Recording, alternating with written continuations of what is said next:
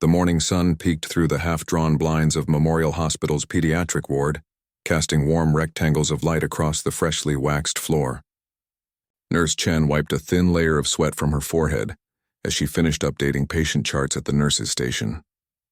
3 hours into her 12-hour shift, and she'd already changed 2 IV bags, administered morning medications to 7 patients, and calmed an anxious mother whose daughter had just gone in for a tonsillectomy. Just another Tuesday, she whispered to herself, taking a quick sip from her water bottle, the same one her daughter had decorated with colorful stickers for her birthday last month.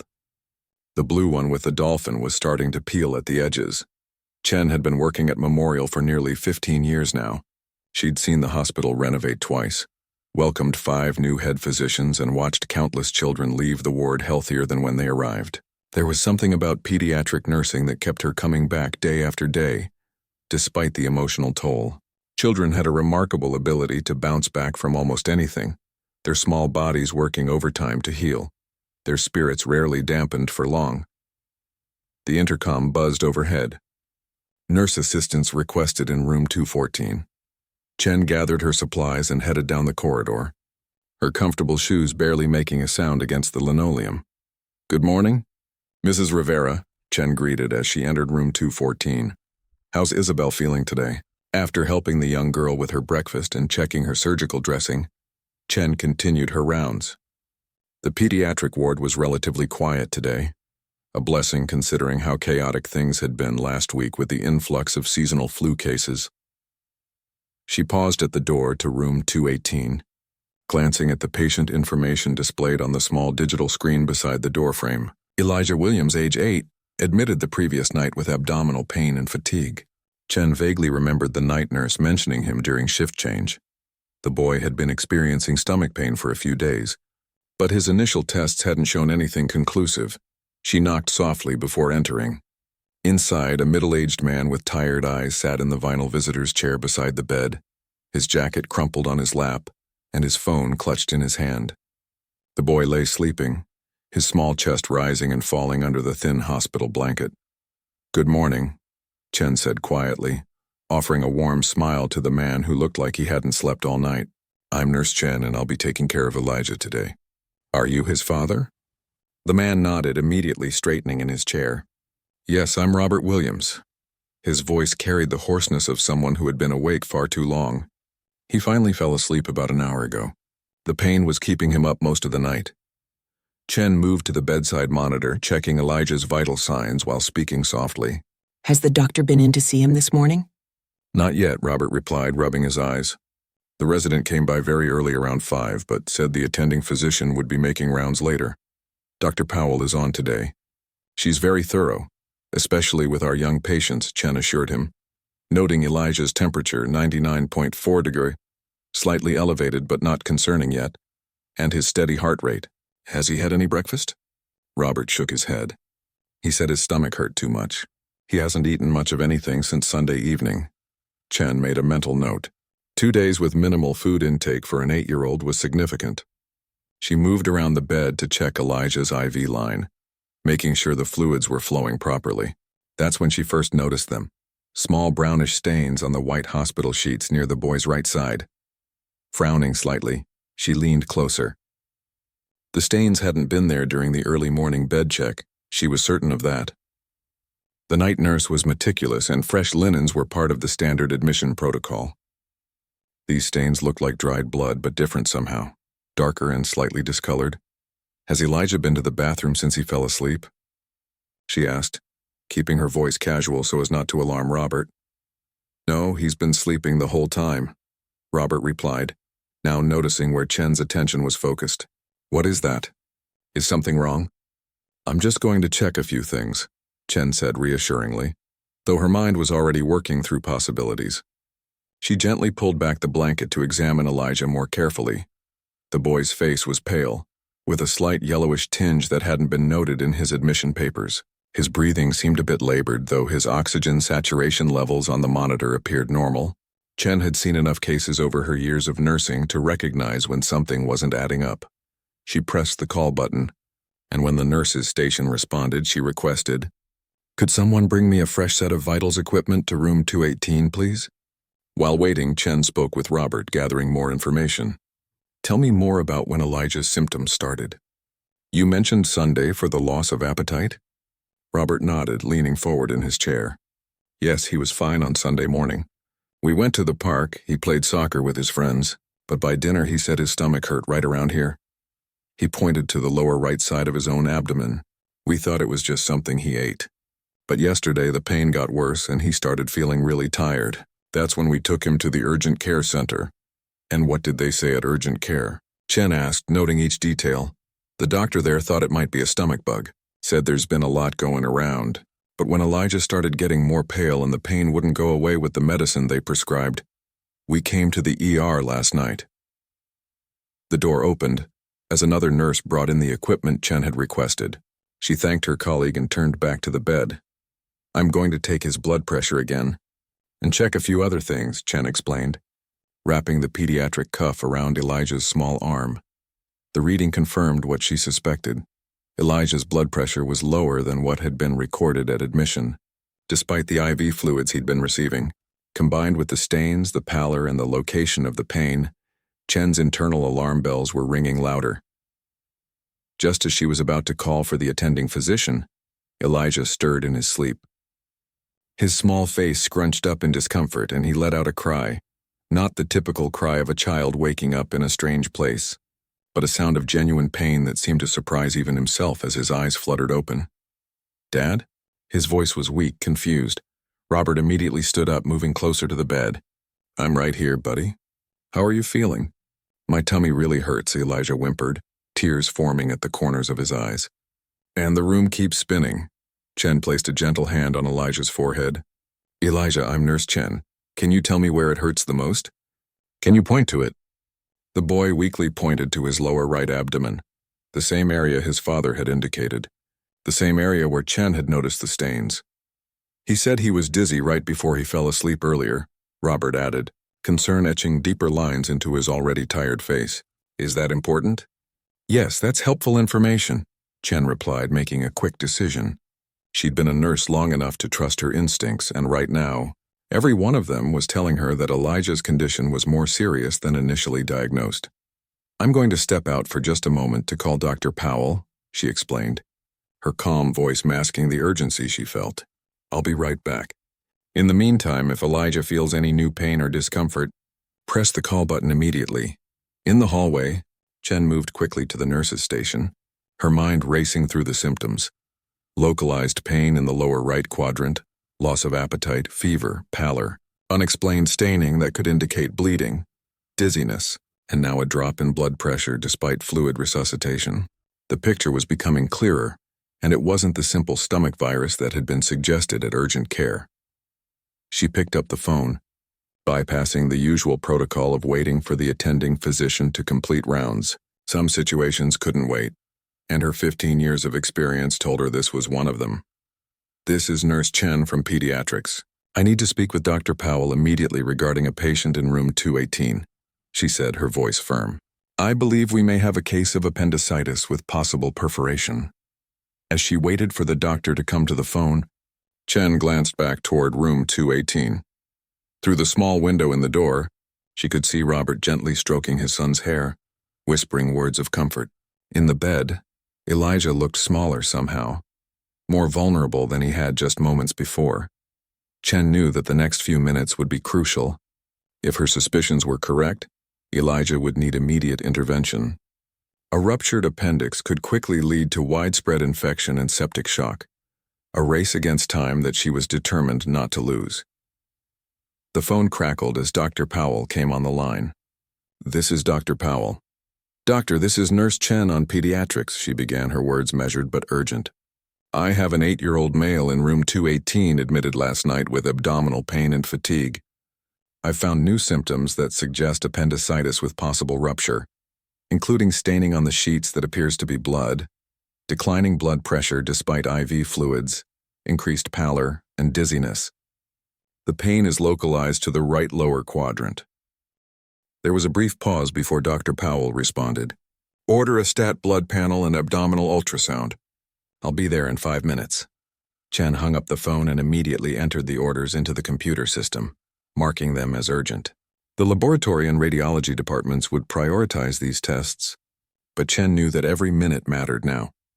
As she headed back to Elijah's room, she mentally prepared for what would likely be a rapid escalation of care. The next few hours would be critical, and she needed to be ready for anything, including preparing both Elijah and his father for what might come next. She took a deep breath before pushing open the door, reminding herself why she had become a nurse in the first place. To make a difference in moments exactly like this one. Behind her calm exterior, Chen felt the familiar rush of focused energy that came with knowing a child's life might depend on her actions, her observations, her quick decisions. Had she not noticed those small stains on the sheet, had she not heard Elijah's pained cry, the day might have continued as just another Tuesday. Instead, as she stepped back into room 218, Chen knew that for Elijah Williams and his father, everything was about to change. Chen re-entered room 218 with the practiced calm that 15 years of nursing had taught her. Inside, Robert was leaning over the bed rail, his face a canvas of worry as he held his son's hand. "The doctor will be here very shortly," Chen explained, moving to the other side of Elijah's bed. "And we're going to run some additional tests to figure out exactly what's going on." "Is it serious?" Robert asked, the question hanging heavy in the air. Chen believed in honesty but also in hope. "We're concerned enough to want more information quickly," she said, adjusting Elijah's pillow. "But the good news is we're noticing these signs now and we're going to act fast." She turned her attention to Elijah, whose eyes were now open but glazed with discomfort.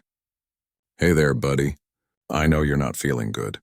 On a scale of 1 to 10, with 10 being the worst pain ever, where are you right now?" Elijah held up 7 fingers, then winced and curled slightly toward his right side. "Has the pain moved at all since yesterday, or is it still in the same spot?" Chen asked, already preparing the equipment for a more thorough assessment. "Same spot," Elijah whispered, "but it hurts more when you touch it." He flinched preemptively, anticipating the examination. "I'll be very gentle," Chen promised, "and you can tell me to stop if it hurts too much, okay?" As Chen carefully palpated Elijah's abdomen, staying away from the painful right lower quadrant for now, she continued talking in a soothing voice. "The lab is going to come and take a small blood sample soon. Have you had your blood drawn before?" Elijah nodded weakly. "When I broke my arm last year." "That's right," Robert added. He was so brave. They had to take blood before the surgery to fix his arm. Chen smiled at Elijah. "Well, I already know you're brave then. This will be just like that." A soft knock at the door announced the arrival of Dr. Powell, a woman in her late 40s with silver-streaked hair pulled back in a practical ponytail. Her presence immediately filled the room with a sense of assurance. "Good morning, I'm Dr. Powell." She introduced herself to Robert with a brief but warm handshake before turning her attention to Elijah. "And you must be Elijah. I hear you've got quite a tummy ache." While Dr. Powell reviewed the chart, Chen quietly pointed out the stains on the sheet and whispered additional observations. The doctor's expression remained neutral, but she gave Chen a slight nod of acknowledgement and thanks. "Elijah, I'm going to need to feel your tummy, and I'm sorry.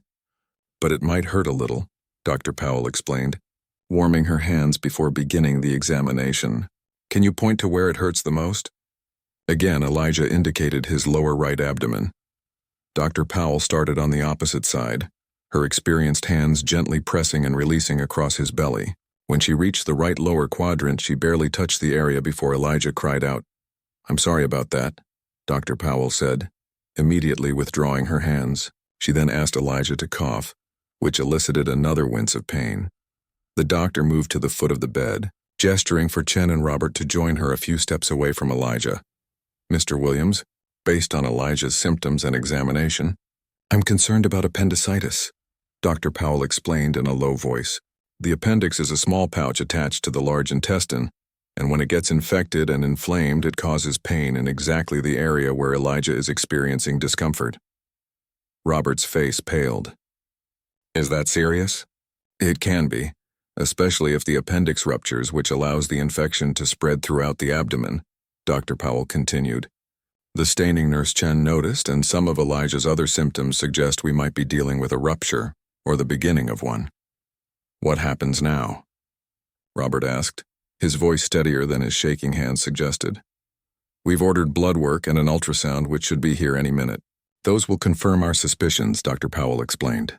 If it is a ruptured appendix, Elijah will need surgery right away to remove it and clean out any infection. As if on cue, the laboratory technician arrived to draw Elijah's blood samples. Chen moved back to Elijah's side, explaining each step of the process to distract him from the needle. "You're doing great. Elijah," she encouraged as the technician filled several vials with blood that seemed alarmingly dark to Chen's experienced eye. "Just a little bit more." Once the blood samples were collected and sent to the lab with a stat order, the ultrasound technician arrived with a portable machine. Chen helped position Elijah comfortably while explaining the procedure. "This is like taking a picture of your insides. But instead of using a camera, it uses sound waves," she told him, squeezing gel onto his abdomen. "The gel might feel cold, but the wand won't hurt."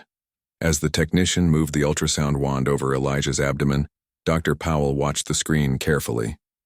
Chen noticed the doctor's expression tighten when the wand passed over the right lower quadrant. "There," Dr. Powell pointed to the screen, speaking quietly to the technician. "Can you get a better angle on that area?" The technician adjusted the wand and the image on the screen shifted. Even from her position, Chen could see what had caught Dr. Powell's attention: an enlarged, irregular-shaped appendix with fluid surrounding it. Clear signs of rupture. After the ultrasound was complete, Chen gently wiped the gel from Elijah's stomach while Dr. Powell stepped out briefly to review the initial lab results that had just been called in. When she returned, her purposeful stride told Chen everything she needed to know before a word was spoken. Dr. Powell addressed Robert directly. "Mr. Williams, Elijah's white blood cell count is significantly elevated, which indicates a serious infection. The ultrasound confirms what we suspected. His appendix has ruptured and there's infection spreading in his abdomen." Robert seemed to sway slightly on his feet. "Oh my God. We need to take him to surgery immediately," Dr. Powell continued. "Every minute counts now." "Surgery? Right now?" Robert's voice cracked with fear. Chen placed a steadying hand on his arm. "It's the best thing for Elijah," she said gently. "The surgical team here is excellent." Dr. Powell nodded in agreement. "I've already called the pediatric surgeon on call. Dr. Patel. She's one of the best in the state and is preparing an operating room as we speak." While Dr. Powell continued explaining the procedure to Robert, Chen moved to Elijah's side. The boy had been quiet throughout the ultrasound, but his eyes were wide with fear, having heard enough to understand something serious was happening. "Am I going to have an operation?" he asked in a small voice. Chen took his hand, her touch gentle but firm. "Yes, you are. Your appendix. That's a tiny part inside your body that's causing all this trouble. Needs to be taken out because it's making you sick." "Will it hurt?" Tears welled in his eyes. "You'll be asleep the whole time," Chen assured him. "You won't feel anything during the operation. And when you wake up, you'll start feeling better even though you might be sore for a little while." "Promise?" Elijah asked, his small hand gripping hers tightly. "I promise," Chen replied, "and I'll check on you when you wake up." The pre-op team arrived moments later, and the room became a flurry of efficient activity. Chen helped transfer Elijah to the transport gurney while a nurse anesthetist explained to both Elijah and Robert what would happen next. "Can I go with him?" Robert asked, his voice thick with emotion. "You can go with him all the way to the surgical floor," Chen explained. "And there's a waiting room right outside where you can stay during the surgery." As they prepared to move Elijah to the operating room, Chen gathered his few personal belongings and handed them to Robert. "The surgery will probably take about 2 hours. I'll make sure the surgical team knows how to find you with updates." Robert suddenly turned to Chen, his eyes brimming with unshed tears. "Thank you," he said, his voice barely above a whisper, "for noticing. The other doctors, they just said it was a stomach bug." Chen nodded, understanding the weight behind his words. "Sometimes it's the little things that tell the biggest story," she said. "Elijah's going to be in good hands." As they wheeled Elijah toward the elevator, Chen followed alongside. The boy still looked frightened, but he was maintaining remarkable composure for an 8-year-old facing emergency surgery. "Hey," Chen said, leaning close to Elijah as they waited for the elevator. "Want to know a secret?" Elijah nodded, curious despite his fear. "Doctors and nurses think the appendix is kind of like the troublemaker of the body," she confided. "It doesn't really do anything useful, but sometimes it causes big problems like it's doing for you." So after today, you'll never have to worry about it again. A small smile flickered across Elijah's pale face. Good riddance, he whispered, surprising both Chen and his father with the grown-up phrase. The elevator doors opened, and the transport team prepared to take Elijah down to surgery. Chen gave his hand one last squeeze. I'll see you after, okay? Okay, Elijah replied, his voice small but steady. As the elevator doors closed, Chen stood for a moment, watching the numbers change as the car descended to the surgical floor. Behind her, the pediatric ward continued its busy morning routine, call buttons chiming, phones ringing, families arriving for visiting hours. But Chen knew that for Elijah and his father, time had stopped moving normally the moment she'd noticed those telltale stains. She took a deep breath and turned back toward the nurse's station. There were other patients who needed her attention, charts to update, medications to administer. But part of her mind would remain with the small boy being prepped for surgery 3 floors below. A boy whose life might have taken a very different turn if she hadn't trusted her instincts. Later, when her shift ended, Chen would realize that those brownish stains and Elijah's pained cry had changed everything, not just for him, but for her too. It was moments like these that reminded her why she had become a nurse in the first place. Sometimes the smallest observations led to the biggest differences in a patient's life, and today she hoped her attention to detail might have made all the difference for Elijah. The surgical floor buzzed with controlled urgency as Elijah was wheeled through the double doors marked, "Authorized personnel only." Robert stood at the threshold, watching helplessly as his son disappeared from view. "Mr. Williams?" A woman in blue scrubs approached him. "I'm Anita, the surgical liaison. If you'd like to wait in our family area, I'll make sure you get updates throughout the procedure." Robert nodded numbly, allowing himself to be guided to a small waiting room with comfortable chairs and subdued lighting. A coffee machine hummed in the corner, and magazines were fanned out on side tables. Small attempts at normalcy in a place where families face their greatest fears. "Dr. Patel will come speak with you as soon as the surgery is complete," Anita explained, handing him a pager. "This will vibrate if we need to reach you. There's a cafeteria on the first floor if you want something to eat, though I understand food might be the last thing on your mind right now." Robert clutched the pager like a lifeline. "How long will the surgery take?" "For a ruptured appendix, typically 2 to 3 hours, Anita replied. "Dr. Patel will need to remove the appendix and clean the abdominal cavity thoroughly to remove any infection." After Anita left, Robert sank into a chair, his body suddenly feeling twice its age. He pulled out his phone to call his wife, Lisa, who was away on a business trip in Phoenix. His hands trembled as he dialed. 3 floors above, Chen continued her rounds, but her thoughts kept returning to Elijah. She'd seen many cases of appendicitis during her career, but something about this one, perhaps the delay in diagnosis, or the quiet bravery of the boy, had affected her deeply. During her lunch break, instead of joining her colleagues in the staff room, Chen made her way down to the surgical floor. She found Robert in the waiting area staring blankly at his untouched cup of coffee. "Mr. Williams," she said softly, not wanting to startle him, "I thought I'd come check on how you're doing." Robert looked up, surprise and gratitude flashing across his exhausted face. "Nurse Chen, I didn't expect. Don't you have other patients?" "I'm on my break," she explained, sitting in the chair beside him. "Has there been any news?" "They called about 40 minutes ago to say they'd started the procedure," Robert replied. "Elijah's wife is trying to get a flight back from Phoenix, but the earliest she could arrive would be late tonight."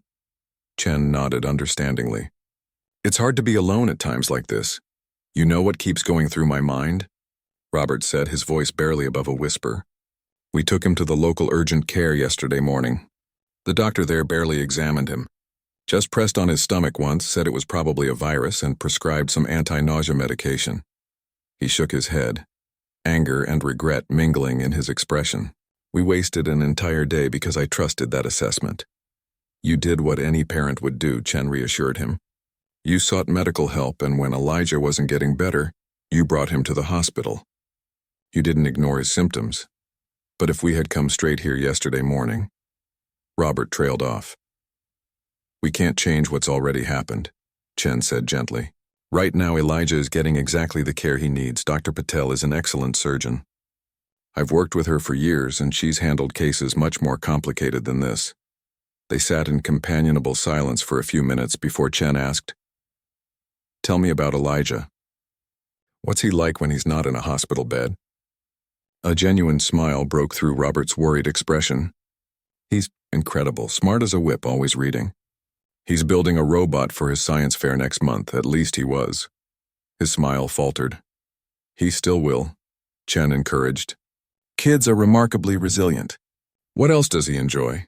For the next 20 minutes, Robert shared stories about his son, how Elijah had taught himself to play chess by watching videos online, his collection of rocks and minerals that was taking over the garage, and his recent obsession with learning everything possible about deep-sea creatures. "He wants to be a marine biologist," Robert explained, his pride evident. "Or an astronaut. Or possibly both somehow." Chen laughed softly. "A deep-sea astronaut?" "I'd say that's ambitious in all the right ways." The conversation had visibly relaxed Robert, his shoulders no longer hunched around his ears. As Chen prepared to return to her floor, the doors to the surgical area opened and a woman in surgical scrubs emerged. Her face was unreadable as she scanned the waiting room. "Family of Elijah Williams?" she called. Robert shot to his feet. "That's me. I'm his father." Chen stood as well, intending to give them privacy, but Robert reached out and gripped her wrist. "Please stay," he whispered. The surgeon approached, removing her surgical cap to reveal a neat bun of dark hair. "Mr. Williams, I'm Dr. Patel. Your son's surgery is complete. Is he okay?" Robert's question came out strangled, desperate. Dr. Patel's professional demeanor softened slightly. "Elijah came through the surgery well. We successfully removed his appendix, which had indeed ruptured, likely sometime yesterday based on what we found." Chen felt Robert's grip on her wrist loosen slightly. The rupture had released infected material into his abdominal cavity. Dr. Patel continued, "We've thoroughly cleaned and irrigated the area, and we've placed drains to help remove any remaining infection over the next few days." "So he'll be all right?" Robert asked. "He's receiving powerful antibiotics to fight the infection," Dr. Patel explained. "The next 24 to 48 hours will be critical in determining how quickly he recovers. He's currently in the recovery room and will be moved to the pediatric ICU for tonight, just so we can monitor him closely." "When can I see him?" "He's still waking up from the anesthesia, but a nurse will come get you in about 15 minutes to take you to him," Dr. Patel assured him. "He'll be groggy and may not remember much of your visit, but it's still good for him to see you." "Thank you, doctor," Robert said, his voice thick with emotion. "Thank you for saving my son."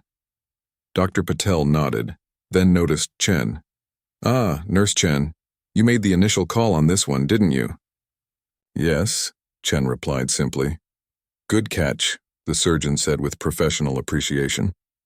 Another few hours and we might have been dealing with septic shock. After Dr. Patel left, Robert turned to Chen, his eyes shining with unshed tears. "I don't know how to thank you." "Just doing my job," Chen replied, though they both knew it had been more than that. "I should get back to my other patients, but I'll check on Elijah when he returns to the pediatric floor tomorrow." "You were right about the stains," Robert said as Chen prepared to leave. The doctor mentioned they found a small perforation that had been slowly leaking. "If you hadn't noticed," Chen squeezed his shoulder gently, "but I did notice, and now Elijah's on the road to recovery." As Chen made her way back to the pediatric ward, she felt the familiar mix of exhaustion and satisfaction that came with her profession. In nursing, victories often looked like this, not dramatic rescues but quiet observations that led to timely interventions. The small things that made all the difference. The rest of Chen's shift passed in a blur of routine tasks, administering medications, changing dressings, documenting care. By the time she clocked out at 7 that evening, she was bone-weary, but determined to make one last stop before heading home. The pediatric ICU was quieter than the regular ward, the lighting dimmer, the monitoring equipment more sophisticated. Chen showed her ID to the unit clerk, explaining she wanted to check on a patient who had come from her floor. "Room 4, the clerk whispered, after checking her computer. "He's stable, vitals are good." Dad's still with him. Chen approached the room silently, not wanting to disturb them if Elijah was sleeping. Through the glass door, she could see Robert slumped in a recliner beside the bed, his hand resting on his son's arm. Elijah was pale against the white sheets, but his face looked peaceful now, the pain lines smoothed away by medication and healing sleep. She was about to turn away when Robert glanced up and saw her. His face brightened and he motioned for her to come in. "How's he doing?" Chen asked softly, entering the room. "Better, I think," Robert replied. He woke up for a little while earlier, asked for water and if they'd found any treasure inside him. He smiled at the memory. "The nurse here said his fever is already coming down and his blood pressure has stabilized." Chen checked the monitors herself, nodding with satisfaction at the readings. "Those are good signs. The antibiotics are doing their job." Elijah stirred slightly in his sleep, his small hand twitching on the blanket. Both adults went still, watching to see if he would wake, but he merely sighed and continued sleeping. "You should get some rest too," Chen advised Robert.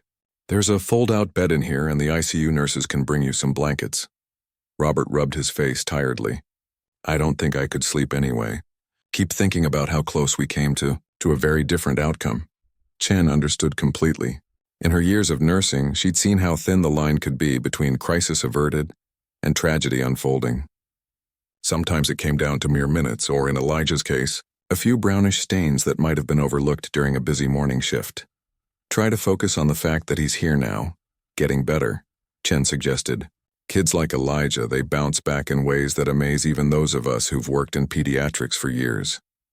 She checked her watch reluctantly. "I should go.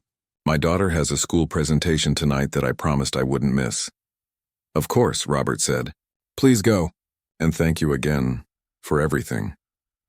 As Chen walked toward the elevator, she felt the weight of the day finally settling on her shoulders. But along with the exhaustion came a profound sense of purpose, a reminder of why she had chosen this path years ago and why she continued to walk it every day.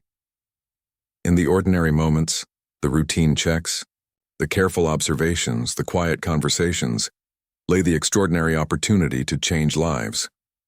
Today she had done just that for a boy with a love of deep-sea creatures and space exploration.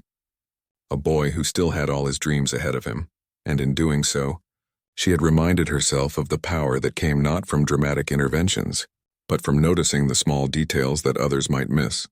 The following morning, Chen arrived at the hospital 20 minutes early, a cardboard box tucked under her arm. She headed straight to the pediatric ICU, where Elijah had spent the night under close observation. "Morning, Dee," she greeted the night shift nurse who was finishing her rounds. "How's our appendix patient in room 4 doing?" "Much better than expected," Dee replied, updating a chart at the nurse's station. "Fever broke around 2 a.m. White blood cell count is trending down, and he was awake and talking a little while ago." Dr. Patel already came by for early rounds and was pleased, enough that she's approved his transfer back to the regular pediatric floor this morning. Chen couldn't help but smile. "That's great news. Is his dad still here?" "Hasn't left the boy's side," Dee confirmed. "His mom arrived around midnight, came straight from the airport. Nice lady, completely exhausted but wouldn't hear of going home to rest." After receiving a full report on Elijah's condition, Chen made her way to room 4. She knocked softly on the door before entering. Inside, Elijah was awake, propped up slightly on pillows. His color was noticeably better than the day before, though dark circles hung beneath his eyes. Robert sat in the same recliner, looking as though he hadn't slept a wink, while a woman, presumably Elijah's mother, occupied a chair on the other side of the bed. "Good morning," Chen said cheerfully. "I hear someone's feeling better today." Elijah's face lit up with recognition. "Nurse Chen. Dad said you found out I was sick." "I had some help," Chen replied modestly, setting her box down on the bedside table. "You're the one doing all the hard work of getting better." She turned to the woman. "You must be Elijah's mom." "I'm Nurse Chen from the pediatric ward." "Lisa Williams," the woman replied, standing to shake Chen's hand. "Robert told me everything. How you noticed. Thank you doesn't seem adequate." "It's my job to notice things," Chen said, though she appreciated the gratitude. "And speaking of noticing things, I noticed the toy shop in the lobby was open early today, and I thought Elijah might like something to keep him company." She opened the box to reveal a plush octopus with bright blue tentacles. "Whoa," Elijah's eyes widened. Dad told you I like ocean stuff? Chen nodded. "He mentioned you're something of an expert on deep-sea creatures. This one's not anatomically correct. Real octopuses have 3 hearts and 9 brains, I think." 8 brains, Elijah corrected immediately, then grinned. Well, sort of. 1 central brain and then mini brains in each tentacle so they can move on their own. Sounds like you could teach me a few things, Chen laughed, handing him the plush toy. Thank you, Elijah said, examining the octopus with obvious delight. I'm going to name him Appendix since we both don't have ours anymore. The adults in the room couldn't help but laugh, relief mingling with genuine amusement. It was the kind of resilience Chen had seen countless times in her pediatric patients, the ability to find humor even in difficult situations. Dr. Patel says you're doing well enough to move back to the regular floor today, Chen explained. I'll be your nurse again once you're there. When can I go home? Elijah asked, the eternal question of every hospital patient, young or old. That depends on how quickly your infection clears up, Chen replied honestly. But based on how well you're doing already, I wouldn't be surprised if it's just a few more days. Lisa smoothed her son's hair back from his forehead. We're just grateful you're getting better, honey. We were so worried. Were you scared? Elijah asked his mother. Terrified, Lisa admitted.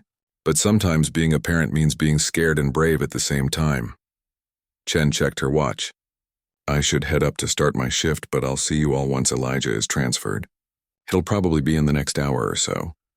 As predicted, Elijah was moved to the pediatric ward later that morning. Chen made sure he was assigned to her care, wanting to see his recovery through personally. When the transport team wheeled him into his new room, the plush octopus was clutched firmly in his arms. Throughout the day, Chen watched Elijah's remarkable recovery with professional satisfaction. His vital signs continued to improve. He managed to eat a little jello and broth for lunch, and by afternoon he was sitting up in bed, paging through a book about marine biology that his father had brought from home. During her afternoon medication rounds, Chen found Lisa alone with Elijah, who had finally succumbed to a healing sleep. Robert went home to shower and pack some clothes, Lisa explained in a hushed voice. First time he's left since Elijah was admitted. Chen nodded understandingly as she checked Elijah's IV site and adjusted his antibiotic drip. How are you holding up? Lisa sighed, the kind of bone-deep exhalation that spoke of fear finally giving way to exhaustion. Better now that I can see he's improving, but I keep thinking about what could have happened. Try not to dwell on the what-ifs, Chen advised gently. They'll only drive you crazy. I can't help it, Lisa confessed. I was in Phoenix giving a presentation when Robert called about taking Elijah to urgent care. I should have been here. You know, in all my years of nursing, I've noticed something about parents, Chen said, pulling up a chair beside Lisa. They always find a way to blame themselves, even when they've done everything right. But we didn't do everything right, Lisa insisted. We should have brought him straight to the hospital. You sought medical help, Chen reminded her. You trusted a healthcare professional's opinion, which is what any reasonable parent would do. And when Elijah got worse, you didn't hesitate to bring him to the emergency room. Lisa wiped away a stray tear. The doctor at urgent care barely looked at him. Just said there was a stomach bug going around and not to worry, unless his fever went over 103. I remember Robert telling me on the phone, and I thought, okay, it's not serious then. Chen had seen this scenario play out too many times.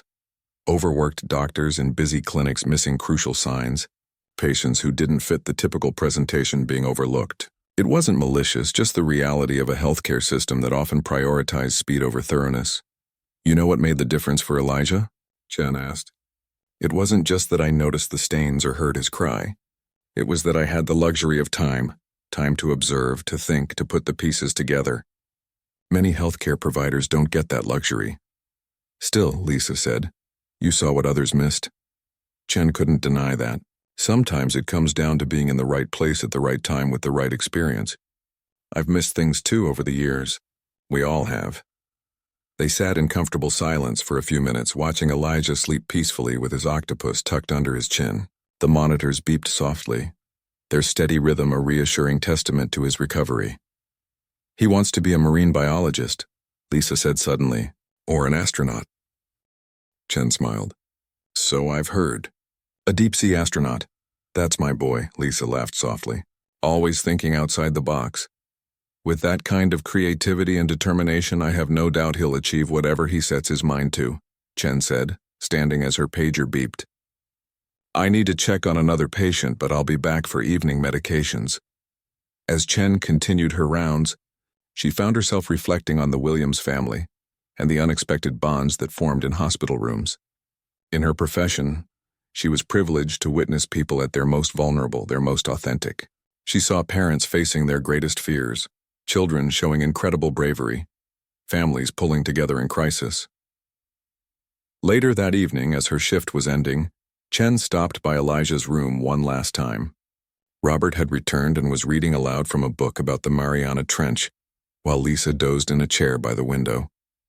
Elijah was awake, listening intently to facts about creatures that lived in the deepest parts of the ocean. "Did you know some deep-sea fish are transparent?" Elijah informed Chen as she checked his temperature. "And some make their own light." "Bioluminescence," Chen nodded. "Nature is pretty amazing." "When I grow up and explore the ocean, I might discover a new species," Elijah declared. "And I'm going to name it after you." "Oh, really?" Chen raised her eyebrows, amused. "And what would that be?" "Chenfish."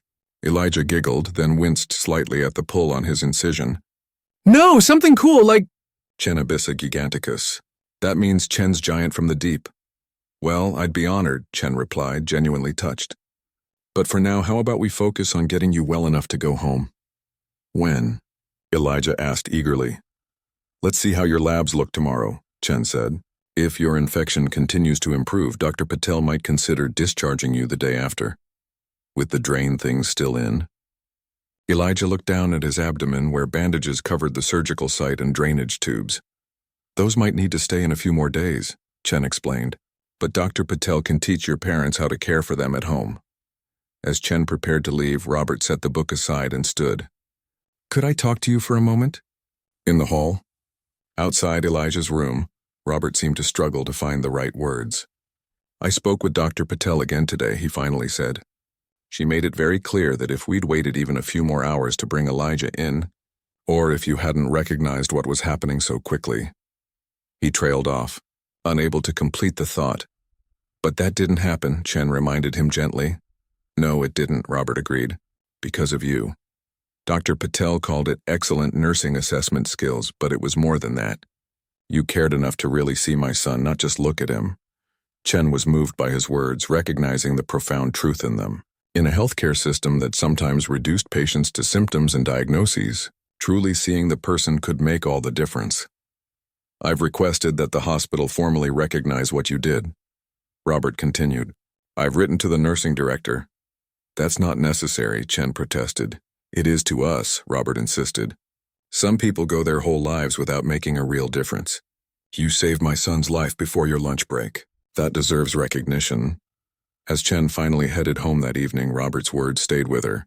She didn't consider herself a hero, just someone doing her job with care and attention. But sometimes she realized that was exactly what heroism looked like. Not grand gestures or dramatic rescues, but the quiet, consistent choice to pay attention to the details that others might miss. 6 weeks later, Chen was updating patient charts at the nurses' station when the elevator doors dinged open at the end of the corridor. She glanced up absently, then did a double take as a familiar family stepped out. Elijah Williams walked confidently beside his parents, looking like an entirely different child from the pale, pain-stricken boy who had occupied room 218. His cheeks were flushed with health, his eyes bright and alert. In one hand, he clutched a large manila envelope. In the other, the blue octopus plushie that had been his constant companion during his hospital stay. "Nurse Chen," Elijah called out, breaking into a run when he spotted her. Chen stood, a wide smile spreading across her face. "Elijah, look at you." The boy skidded to a halt in front of the nurse's station. "We came to say thank you," he announced. "And I made you something." Lisa and Robert followed at a more measured pace, both looking well-rested and relieved in a way that only parents who have survived a crisis can understand. "This is a surprise," Chen said, coming around the desk to greet them properly. "How are you feeling?" "Great," Elijah declared. "Dr. Patel took my drains out last week and my scar looks so cool." "Wanna see?" Before Chen could respond, Elijah had already lifted the edge of his t-shirt to reveal a healing incision line on his abdomen. "Dr. Patel says it'll fade, but I kind of hope it doesn't. Battle scars are awesome." Chen laughed. Well, it looks like it's healing beautifully. No signs of infection? Nope, Robert confirmed. He's been taking his antibiotics like a champ, and his last follow-up appointment showed no residual infection. Dr. Patel says he's one of her star patients. I'm not surprised, Chen said. You were pretty determined from the start. Elijah thrust the manila envelope toward her. I made these for you. Dad helped me with the printing part, but I did all the drawings myself. Curious, Chen opened the envelope and pulled out several colorful cards, each featuring hand-drawn pictures and carefully printed messages. The first showed a blue octopus wearing a nurse's cap next to a stick figure boy in a hospital bed. That's Appendix as a nurse, Elijah explained earnestly. And that's me. I wanted to show how you both helped me get better. It's wonderful, Chen murmured, genuinely touched by the childish artwork that nonetheless conveyed so much emotion. She flipped through the other cards, one showing the hospital building with a giant sun shining above it, another depicting what appeared to be Elijah swimming with deep-sea creatures, and a final one that simply read, "Thank you for saving my life," in large, uneven letters surrounded by hearts and stars. These are the best thank you cards I've ever received, Chen told him, carefully returning them to the envelope. There's something else, Lisa said, pulling a folded paper from her purse. We wanted you to see this before it goes out. Chen took the paper, unfolding it to find a formal letter to the hospital administration. As she skimmed the contents, she realized it was a detailed account of Elijah's experience, specifically highlighting her role in his diagnosis and care. We've sent copies to the hospital board, the nursing director, and the local newspaper, Robert explained. We want everyone to know what a difference you made. Chen felt a flush of embarrassment. That's really not necessary. It is to us, Lisa interrupted gently. And not just for our sake. How many other children might benefit if more attention is paid to the kind of careful observation you showed with Elijah? It was a valid point. Chen had been a nurse long enough to know that healthcare sometimes prioritized efficiency over thoroughness, protocols over intuition. Perhaps her experience with Elijah could serve as a reminder of the vital importance of both. We also made a donation to the Pediatric Nursing Education Fund in your name, Robert added. We want to help train more nurses to have your level of skill and attention to detail. Chen was speechless, overwhelmed by their generosity and the recognition of her work. Can I show Nurse Chen my science project, Dad? Elijah asked, bouncing slightly with excitement. Science project? Chen raised her eyebrows. It's not due until next month, but I've already started. Elijah explained. It's about appendicitis and how nurses help save lives. Dad took pictures of my scar for my display board, and I'm going to explain how bacteria can make your appendix explode like a tiny bomb in your body. Chen bit back a smile at his colorful description. That sounds like a very educational project. My teacher says it might win first place, Elijah continued proudly. And when I present it, I'm going to tell everyone about how you saw the stains and heard me cry and knew something was really wrong when nobody else did. The simple statement, delivered with a child's straightforward honesty, hit Chen with unexpected force.